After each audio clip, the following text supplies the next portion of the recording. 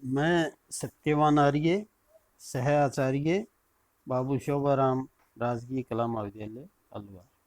प्रिय विद्यार्थियों, हमने महाकवि विद्यापति की कविता को पढ़ना प्रारंभ किया था। तो अब जो उनका दूसरा पद है उसे हम पढ़ेंगे और समझेंगे। आप देखें। सुन रसिया, अब न बजाऊं विपिन बंसिया, बार बार चरनार बिंद गही, सदा रहब बनी दसिया, की छल हूँ कि होएब के जाने, वृथा होएत कुल हंसिया, अनुभव ऐसन मदन भुजंगम, हृदय मोर गेल दसिया, नंद नंदन तुअ शरण न त्यागब, बलु जग होए दुर्जसिया, विद्यापति कहे सुनु बनिता मणि, तोर मुख जीतल ससिया। तो प्रिय विद्यार्थियों, सर्वप्रथम हम कठिन शब्दों के अर्थ जान लेते हैं, उसके बाद इसकी व्याख्या को समझेंगे। विपिन कहते हैं वन को, जंगल को। बंसिया दस दसिया दासी, सेविका।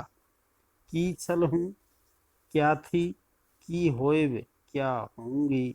मदन भुजंगम, कामदेव रूपी सर्प। दुर्जसिया, अपयश या बदनामी। वनिता मणि, रमणियों में श्रेष्ठ, स्त्रियों में श्रेष्ठ। जीतल, जीत, जीत लिया। ससिया, चंद्रमा को। गोवारिनी, ग्वालिनी। तो प्रिय विद्यार्थियों, अब हम इस पद को समझेंगे। ये जो पद्यांश है या ये जो पद्य है, ये कवि विद्यापति द्वारा रचित है और पदावली से लिया गया है। इसमें नायिका यानी राधा जी श्री कृष्ण से बांसुरी न बजाने के लिए कह रही हैं। इससे कवि का भक्ति भाव भी अभिव्यक्त हुआ है। कवि के वर्णनानुसार नायिका राधा कहती हैं कि हे रसिक, यानी हे श्री कृष्ण, सुनो, अब वन में बांसुरी मत बजाओ। मैं सदा तुम्हारे चरण कमलों को पकड़कर तुम्हारी दासी या सेविका बनी रहूंगी। तुमसे प्रेम करने से पहले मैं क्या थी, तुमसे प्रेम करने के बाद क्या होंगी, इस बात को मैं नहीं जानती। परंतु तुम मेरे प्रेम को सब पर प्रकट मत करो, यानी तुम मेरे प्रेम को सबको मत बताओ। इससे व्यर्थ में ही मेरे कुल की बदनामी होगी, मेरे वंश की को अपयश मिलेगा। मुझे तो ऐसा प्रतीत होता है कि कामदेव रूपी सांप ने मेरे हृदय को नस लिया है, यानी मेरे हृदय में कामदेव ने प्रवेश कर लिया है, अर्थात मेरा हृदय यौवन से मदहोश हो रहा है। नायिका राधा कहती हैं कि हे श्री कृष्ण, चाहे संसार में मेरी कितनी ही बदनामी या अपयश क्यों न हो, परंतु मैं तुम्हारी शरण का बिल्कुल भी त्याग नहीं करूंगी। विद्यापति कवि कहते हैं कि हे रमणियों में श्रेष्ठ, सुनो, तुम्हारे मुख ने तो मानव चंद्रमा को भी जीत लिया है। हे ग्वालिनी, तुम्हारा भाग्य धन्य है। तुम उल्लास पूर्वक श्री कृष्ण का भजन करो, अर्थात भक्ति करो। तो इस पद में आध्यात्मिकता की ओर संकेत किया गया है। अनुप्रास और रूपक आदि अलंकारों का भी प्रयोग हुआ है।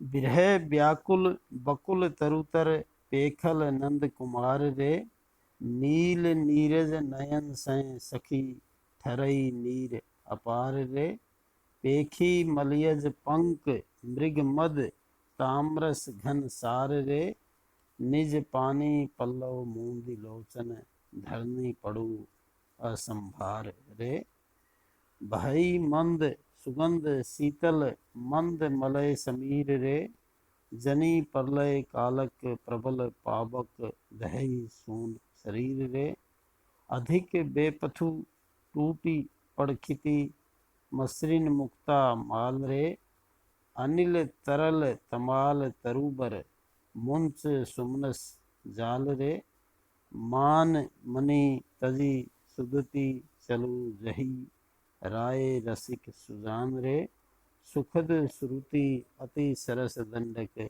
कवि विद्यापति भान।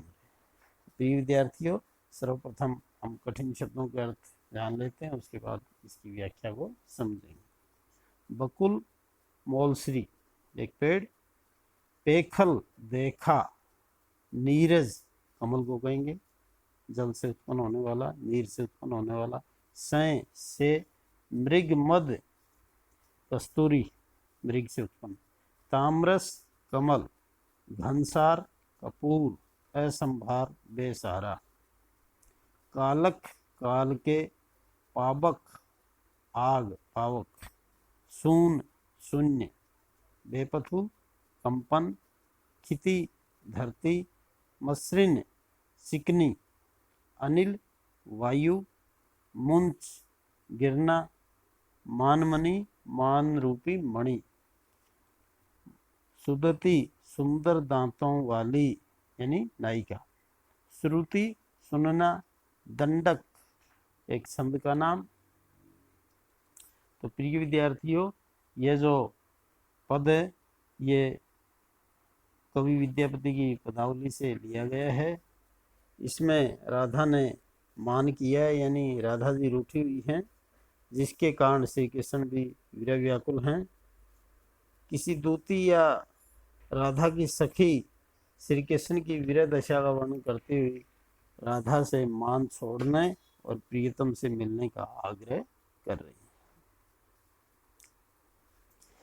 नायक की दूती या नायिका की सखी कहती हैं कि हे राधे, मैंने मोलश्री वृक्ष के नीचे श्री कृष्ण को विरह से व्याकुल देखा। राधा की कोई सखी राधा से कह रही हैं कि मैंने श्री कृष्ण को मोलश्री वृक्ष के नीचे व्याकुल देखा है। जैसे कि उनके नीले कमल नेत्रों से जल की अपार धारा बह रही थी, यानी उनके नेत्रों से तुम्हारे वियोग में अश्रु बह रहे थे। वे चंदन लेप, कस्तूरी, कमल और कपूर को देखकर तुम्हारी याद आने पर या तुम्हारी स्मृति आने पर तथा अपनी विरह व्यथा बढ़ जाने से इतने व्याकुल या परेशान हो रहे थे कि अपने ही कर पल्लवों से अपने नेत्र बंद करके बेसहारा होकर पृथ्वी पर गिर रहे थे। यानी तुम्हारे वियोग में वे अत्यंत दुखी हो रहे थे और अपने आप को संभाल भी नहीं पा रहे थे। जब मंद सुगंधित शीतल मलय वायु बहती तो उन्हें ऐसा मालूम होता कि मानो प्रलयकालीन प्रबल प्रचंड आग उनके शून्य शरीर को जला रही है। उनके अत्यधिक कंपन के कारण उनकी सुकोमल चमकदार मोतियों की माला टूटकर पृथ्वी पर गिर पड़ती है, जो ऐसी लगती है मानो वायु की चंचलता से तमाल वृक्ष से फूलों का समूह टूटकर पृथ्वी पर गिर रहा हो। हे रमणी, तुम अपने मान रूपी मणि को त्याग कर, यानी अपना रूठना छोड़कर उस स्थान पर जाओ जहां तुम्हारे प्रियतम विरह व्यथा से संतप्त। जो दूती या नायिका राधा की सखी हैं, वे राधा को समझा रही हैं कि तुम अपने मान या अपने रूठने को छोड़ करके वहाँ पर जाओ जिस स्थान पर श्री कृष्ण तुम्हारे विरह में अत्यधिक व्यथित है। कवि विद्यापति कहते हैं कि यह दंडक छंद अति सरस है और सुनने वालों को सुखदायक है, यानी सुनने वालों को ये सुख प्रदान करने वाला है। इसमें श्री कृष्ण के विरह का वर्णन किया गया है और राधा जी मान किए हुए प्रतीत हो रही हैं। दंडक छंद है और उत्प्रेक्षा अलंकार, विप्रलम श्रृंगार का भी भावपूर्ण चित्र इसमें प्रस्तुत किया गया है।